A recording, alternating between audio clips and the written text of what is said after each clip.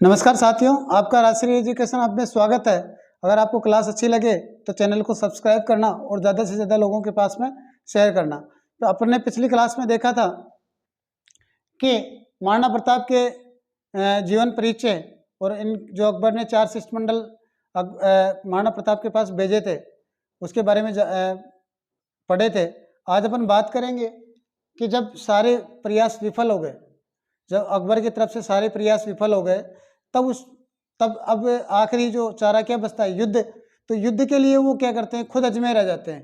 कहाँ जाते हैं? खुद जो अकबर है वो अजमेर आ जाते हैं और मार्च 1576 ईस्वी को मान सिंह को जिम्मेदारी दी जाती है युद्ध करके मतलब महाराणा प्रताप को हराए और अधीनता स्वीकार कराई जाए। अबुल फजल और बदायूनी के अनुसार जो अबुल फजल है, अबुल फजल व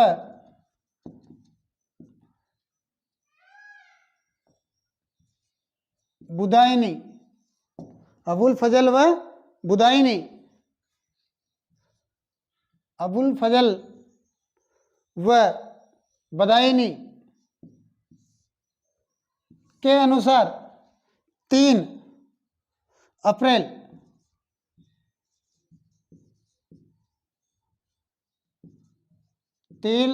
1576 को, कब?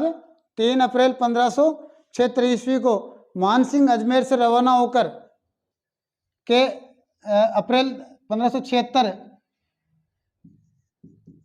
को मान सिंह क्या करता है?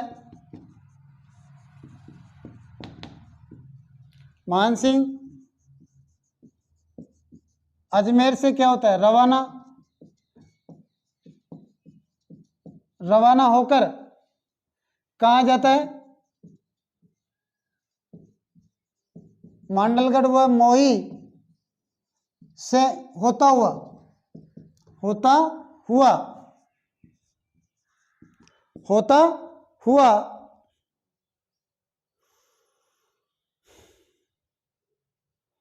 खमनोर के पास मोलेला गांव पहुंचता है। होता हुआ खमनोर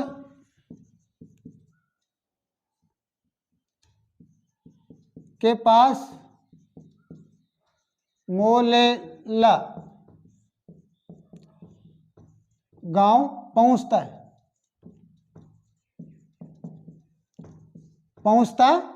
है। प्रताप भी लोह सिंह में अपने डेरे डाले। प्रताप जो थे, प्रताप ने भी लोह सिंह में अपना डेरा डाला। देखो, युद्ध की तैयारियां चल रही जोरों शोरों से, लड़ाई होगी, जीतेगा कौन ये तो आगे अपन बात करेंगे ना, लेकिन तैयारियां तो पहले होती है ना। तो क्या है, जो महाराणा प्रताप है जब अधीनता स्वीकार करने से मना कर देता है तो अकबर क्या करता है, खुद अजमेर आ धमकता है। और जैसे अजमेर आने के बाद में मार्च 1576 को मान सिंह को अजमेर बुलाकर उनको युद्ध की कह देते हैं जिम्मेदारी कि इनको अधीनता स्वीकार कराई जाए। तो जो अबुल फजल है, अबुल फजल वह बदायूनी के अनुसार 3 अप्रैल 1576 को, कब? 3 अप्रैल 1576 ईस्वी को मान सिंह अजमेर से रवाना होकर मांडलगढ़ मोई होता हुआ कहाँ पहुंचता है? खमनोर के पास में एक गांव है, उसका नाम है मोलेला गांव, वहां पहुंचता है। प्रताप ने भी लोह सिंह में अपना डेरा डाला। जो प्रताप थे, महाराणा प्रताप, इन्होंने अपना डेरा कहाँ डाला? लोह सिंह में डाला। अकबर की ओर से और प्रताप की ओर से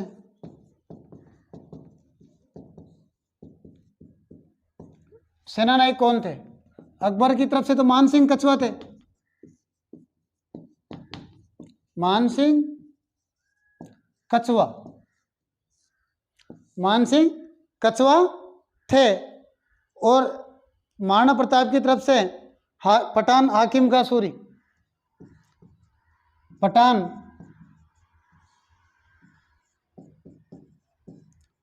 हाकिम खां सूरी, हाकिम का सूर, सॉरी हाकिम का सूर थे। कौन थे?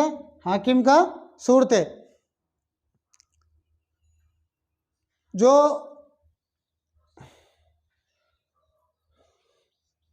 मुगल नाराज थे,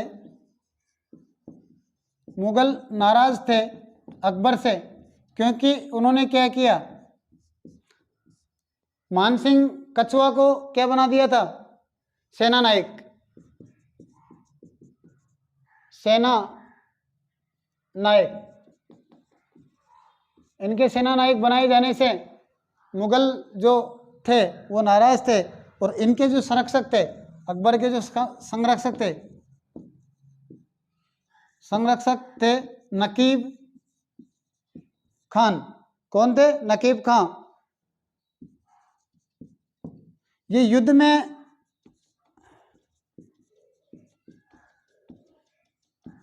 चलने से मना कर दिया था, चलने से मना कर दिया था, युद्ध में चलने से मना कर दिया था कि मैं युद्ध में नहीं जाऊंगा। कुछ साक्ष्य 18 जून बताते हैं और कुछ 1576 ईस्वी बताते हैं और कुछ 21 जून बताते हैं। दोनों ही डेट ध्यान रखना, 18 जून नहीं तो 21 जून, क्योंकि कुछ साक्ष्य 21 जून बताते हैं और कुछ साक्ष्य 18 जून 1576। मैंने दोनों ही आपको बता दिया है।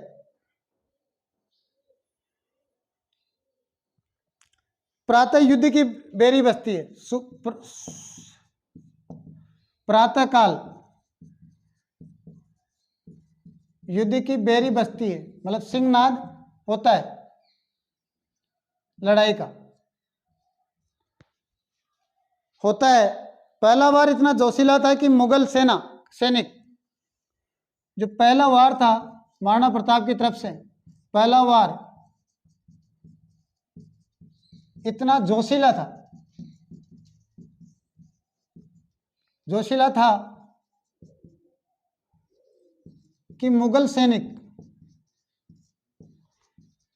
अपनी जान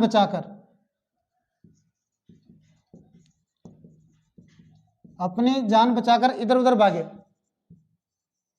इधर उधर भागे। एक बार मैं इनका रिवाइज करवा देता हूं। हल्दी घाटी का जो युद्ध 15 जून, मतलब 18 जून 1576 को हुआ, इसमें अकबर की ओर से जो सेना नायक बनाया गया था वो था मानसिंह कछुआ। और मानसिंह कछुआ एक हिंदू था। इससे नाराज होकर मुगल जो थे वो नाराज थे, और जो अकबर थे उनके संरक्षक का नाम था नकीब खान। वो युद्ध में चलने से उसने क्या कर दिया था? मना कर दिया था कि मैं युद्ध में नहीं जाऊंगा। प्रताप की ओर से जो इनके सेना नायक थे, वो कौन थे? पठान हाकिम खासूर। 18 जून 1576 को, 18 जून 1576 को या 21 जून 1576 को प्रातःकाल सुबह के वक्त में युद्ध की बेरी बजती है। और पहला वार इतना भयानक था राजपूतों की तरफ से या महाराणा प्रताप की तरफ से कि मुगल सेना डरकर इधर उधर भागने लगे। पहले मोर्चे में सफल होने पर राजपूत बनास नदी के कांटे वाले मैदान में, बनास नदी के कांटे वाले कौन से मैदान में? कांटे वाले मैदान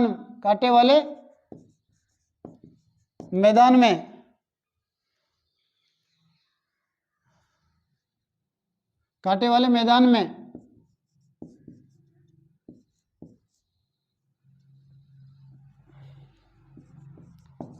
जिसे रक्तताल ताल भी कहते हैं,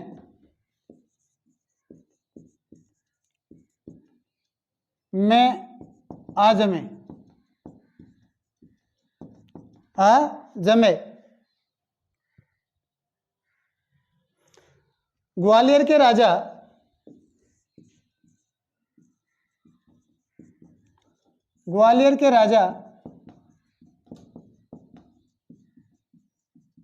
रामशाही ने कहा था कि मुगलों को उलझा के रखे, मुगलों को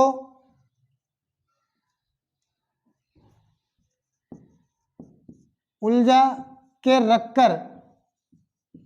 रखकर आमने सामने के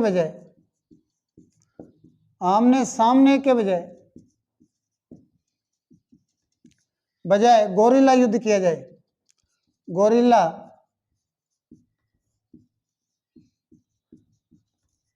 युद्ध किया जाए, गोरिल्ला युद्ध किया जाए। मगर उनकी बात, जो ग्वालियर के राजा रामशाही थे, इनकी बात को कोई नहीं सुना, किसी ने भी इनकी बात पे ध्यान नहीं दिया। दोपहर का समय हो गया, युद्ध की गर्मा गर्मी, दोपहर का समय हो गया और युद्ध की जो गर्मा गर्मी इतनी बढ़ गई कि ये तक पता नहीं लग पा रहा था कि कौन राजपूत था और कौन मुगल था, कौन राजपूत था और कौन मुगल था। बुधाई लिखता है कि सूर्य ने अपने तीक्ष्ण किरणों से अधिक उत्तेजित, तीक्ष्ण किरणों से इतने उत्तेजित कर दिया कि खोपड़ी का खून उबलने लगा, सिर का जो खून था ना वो उबलने लगा। क्या हो गया? उबलने लगा।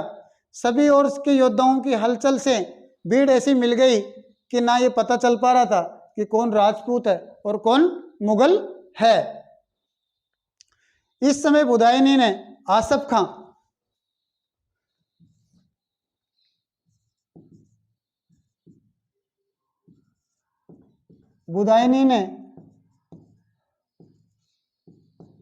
मुगल सेना नायक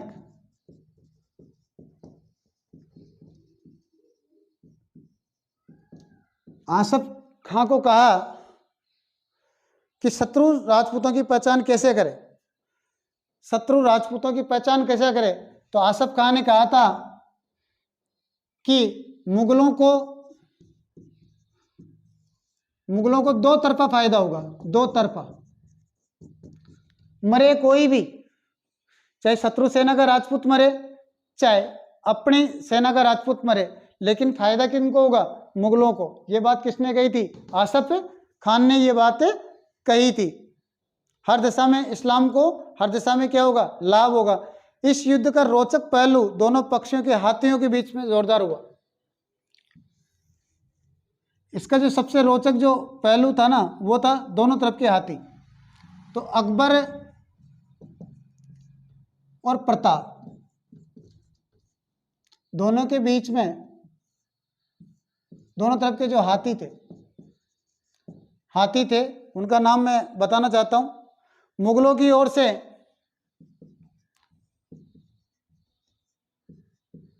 गजमुक्ता, गजराज और रणमंदर। गजराज व रण मंदिर। प्रताप की ओर से लूणा व रामप्रसाद, लूणा व राम प्रसाद। युद्ध में होता क्या है कि राम प्रसाद मुगलों के हाथ लग जाता है। किन के हाथ लग जाता है? मुगलों के हाथ, मुगलों के हाथ लग जाता है। और सेनापति हुसैन खान ने उस पर क्या कर लिया? कब्जा। जो सेनापति था हुसैन खान ने क्या कर लिया? कब्जा कर लिया इस पे, और इसका नाम बदलकर पीर प्रसाद, क्या नाम रख दिया? पीर प्रसाद। तो यहाँ तक मैं एक बार बता दूं, फिर आगे अपन बढ़ते हैं। देखो क्या है कि जो पहला जो मोर्चा था उसमें राजपूत सफल हो जाते हैं, और ये जब सफल होने के बाद में क्या करते हैं कि जो बनास नदी है, बनास नदी के कांटे के मैदान की ओर बढ़ते हैं, जिसे रक्त ताल भी कहते हैं, वहां आकर ये जम गए। ग्वालियर के राजा ने, कहाँ के राजा ने, ग्वालियर के जो राजा थे, ग्वालियर के राजा रामशाही ने कहा था कि मुगलों को उलझा के रखें और गोरिल्ला युद्ध में इनसे लड़ा जाए, ना कि आमने सामने, मगर इनकी बात को कोई नहीं सुना। बुदायनी ने बताया कि दोपहर की गर्मी इतनी थी, कृष्ण इतना था कि खोपड़ी उबलने लगी थी, और ये पता नहीं चल पा रहा था कि कौन राजपूत है और कौन शत्रु सेना वाला राजपूत है और कौन अपना है। तो इस स्थिति में मुगल जो सेना नायक थे, मुगल जो सेना नायक थे आसफ खां, क्या नाम, आसफ खान ने कहा कि मुगलों का दो तरफ से फायदा है, चाहे राजपूत इधर का मरे चाहे इधर का, फायदा किनको होगा, इस्लाम को। तो तुम तो जो आए उनको मारो, चाहे वो किधर के भी हों। इधर अपन बात करते हैं अकबर के हाथी और प्रताप के हाथी की। अकबर की तरफ से जो हाथी लड़े थे युद्ध में, उनका एक का नाम था गजमुक्ता, गजराज और रणमंदिर। तो अकबर की तरफ के जो हाथी थे उनका नाम क्या था, गजमुक्ता, गजराज और रण मंदिर। और प्रताप की ओर से जो हाथी युद्ध में थे उनका नाम था, एक का नाम लूणा और एक का नाम क्या था, राम प्रसाद। ये जो राम प्रसाद है ना, ये क्या है कि मुगलों के क्या लग जाता है, हाथ लग जाता है। किसके, मुगलों के हाथ लग जाता है। और हुसैन खां इस पर क्या कर लेता है, अपना कब्जा, और इसका नाम बदलकर, क्या नाम बदलकर क्या कर देता है, पीर प्रसाद। क्या कर देता है, पीर प्रसाद। जो हाथी युद्ध हुआ था ना, इसका दोनों ही इतिहासकार ने वर्णन किया था, अबुल फजल ने भी किया था और बुदायनी ने भी किया था। तो महाराणा प्रताप क्या है, महाराणा प्रताप चेतक पर सवार होकर, महाराणा प्रताप अपनी प्रिय घोड़े पर, महाराणा प्रताप अपने जो प्रिय घोड़ा था, इनका प्रिय घोड़ा का क्या नाम था, प्रिय घोड़ा चेतक पर ये सवार होकर मानसिंह पर क्या करते हैं, सवार होकर मानसिंह पे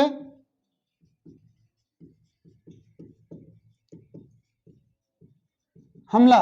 कहते हैं कि चेतक के जो दोनों पैर है, दोनों पैर मानसिंह किस पे थे, मर्दाना नामक हाथी पर, मर्दाना नामक हाथी पर थे, सवार थे।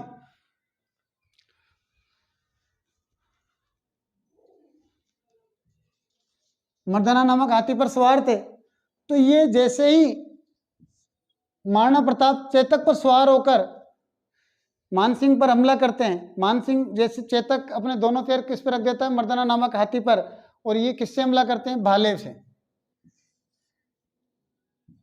भाले से करते हैं। मगर ये झुककर, मानसिंह झुककर क्या करते हैं, बच जाते हैं। और जो मर्दाना नामक जो हाथी है, इसकी सूंड में एक तलवार बंधी होती है, उस सूंड की तलवार की वजह से ये चेतक क्या हो जाता है, घायल हो जाता है, इनके पैरों में क्या चोट लग जाती है, यानी घायल हो जाते हैं। और जो प्रताप है, इनके भी उस तलवार से मतलब साइडों में लग जाती है। कहते हैं कि इनके कमर में उससे चोट लग जाती है, चोट लग जाती है। राणा को मुसीबत में देखकर, जो राणा है ना, मैंने महाराणा प्रताप को मुसीबत में देखकर, किसमें, मुसीबत में देखकर जाला विदा। कौन, बड़ी सादड़ी का जाला विदा देखकर, बड़ी सादड़ी का जाला विदा, जिनको जाला मान भी कहते हैं, क्या कहते हैं, जाला मान भी कहते हैं, ने राणा का छत्र धारण करके, इन्होंने क्या किया कि राणा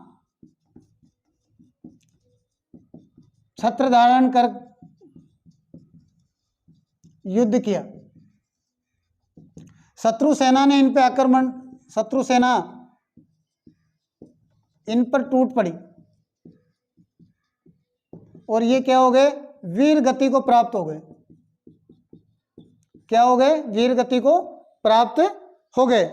लेकिन ये राणा को क्या सुरक्षित निकाल लेते हैं।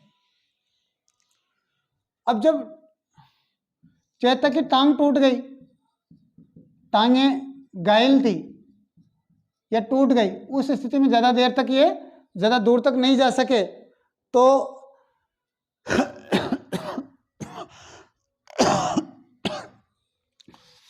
बलीचा मतलब बलीचा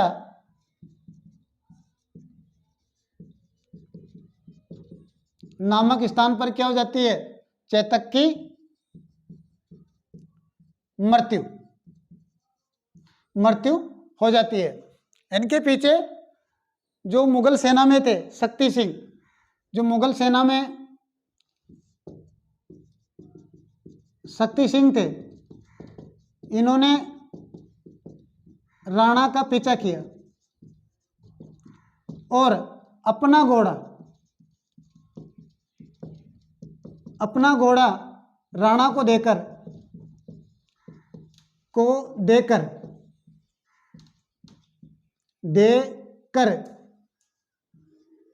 कर्तव्य का पालन किया।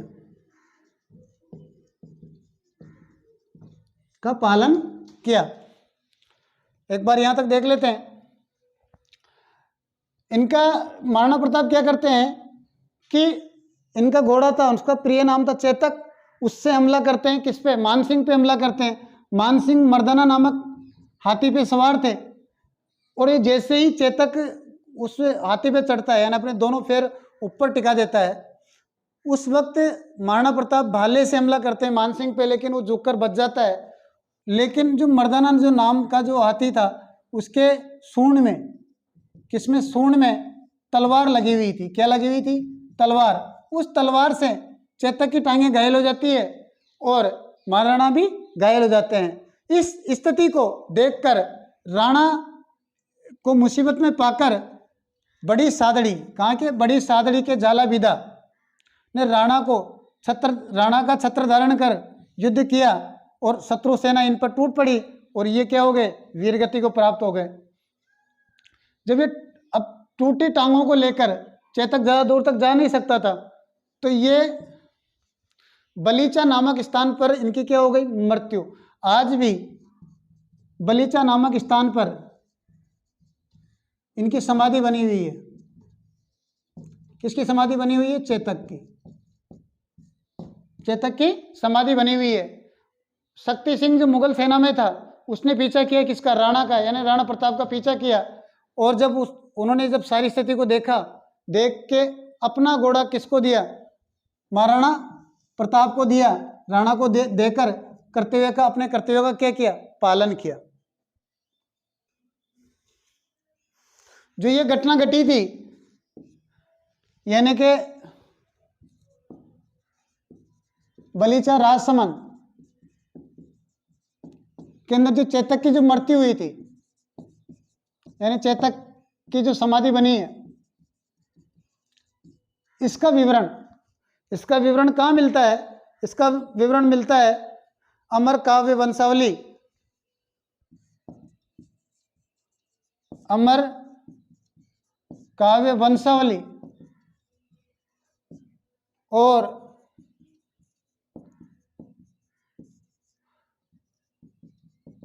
राज परिस्थिति में इसका उल्लेख है। अबुल जो फजल है, इस युद्ध को खमनोर का युद्ध, अबुल फजल ने ये जो युद्ध हुआ था, इसको किस युद्ध के नाम से जाना था, खमनोर का युद्ध। खमनोर का युद्ध। और जो बुदायनी है, बुदायनी ने इसे गोकुंदा का युद्ध कहा, गोकुंदा का युद्ध कहा। कर्नल टोड ने हल्दीघाटी का युद्ध कहा। कर्नल जो टोड है उसने हल्दी घाटी का युद्ध कहा, हल्दी घाटी का युद्ध कहा। हल्दी घाटी की जो तुलना है वो यूनान के प्रसिद्ध थर्मोपल्ली मैदान से करते हैं। ये कर्नल टोड है ना, इस युद्ध का जो तुलना, इस युद्ध की तुलना यूनान के थर्मोपल्ली से करते हैं, थर्मोपल्ली से करते हैं। तो इसे मेवाड़ की थर्मोपल्ली कहता है। तो कर्नल टोड इसे क्या कहता है? इसे मेवाड़ की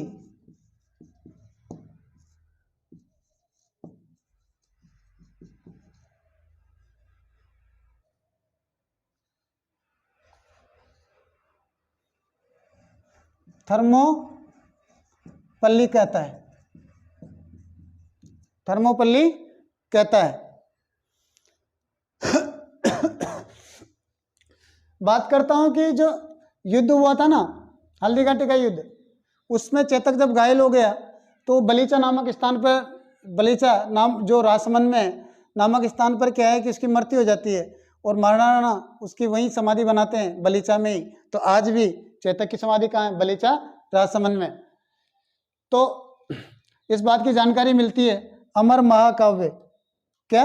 अमर महाकाव्य वंशावली और राज प्रशस्ति में इसकी जानकारी मिलती है। जो अबुल फजल है, इतिहासकार जो अबुल फजल है, वो इस युद्ध को, हल्दी घाटी के युद्ध को क्या कहते हैं? खमनोर का युद्ध कहते हैं। क्या कहते हैं? अबुल फजल खमनोर का युद्ध कहते हैं। जो बुदायूनी है, बुदायूनी इसको गोकुंदा का युद्ध कहते हैं। तो अबुल फजल ने तो खमनोर का युद्ध कहा है और बुदायूनी ने क्या कहा है? गोकुंदा का युद्ध कहा है।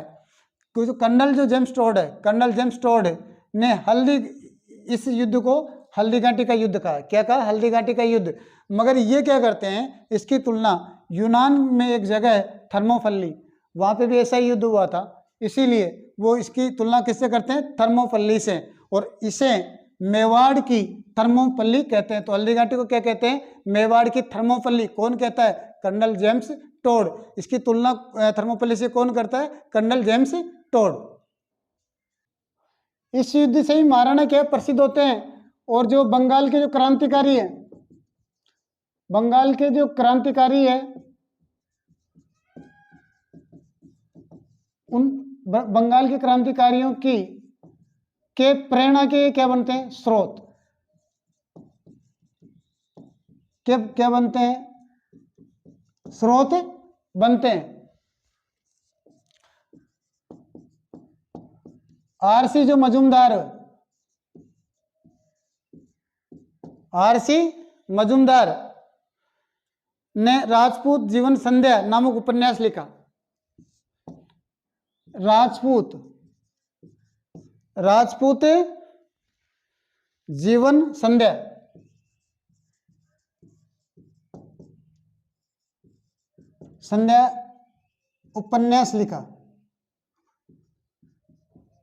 उपन्यास लिखा इसके ऊपर।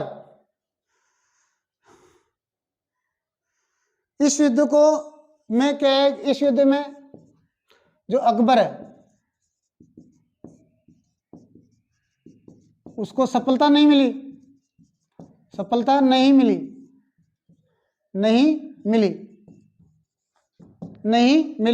तो इस बात से वो नाराज था। तो उसने क्या किया? नाराज होकर मान सिंह और आसफ खां की ड्यूटी बंद कर दी। मान सिंह व आसफ खां की ड्यूटी जो मतलब मनसब मिलती थी उसको ड्यूटी बंद कर दी। ड्यूटी मतलब इनको पेमेंट मिलता था, जिसे मनसब कहते थे। कोई 5,000 था, कोई 7,000 ही था, ऐसे मनसब था, उसी को ड्यूटी कहते थे। उनको क्या है, उन पर रोक लगा दी।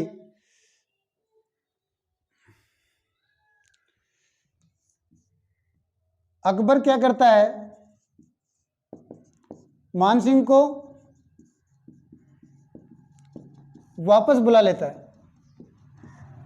वापस बुला लेता है। इसका फायदा उठाकर, इसका फायदा उठाकर महाराणा प्रताप है ना, महाराणा प्रताप गोकुंदा पर अधिकार कर लेता है।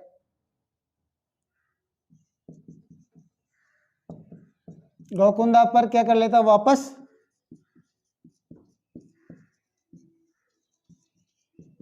अधिकार कर लेता है, अधिकार कर लेता है। तो होता क्या है कि इससे बंगाल के क्रांतिकारी प्रेरणा लेते हैं महाराणा प्रताप से। हल्दीघाटी का जो युद्ध होता है उससे प्रेरणा लेते हैं, इनके प्रेरणा का स्रोत बनते हैं।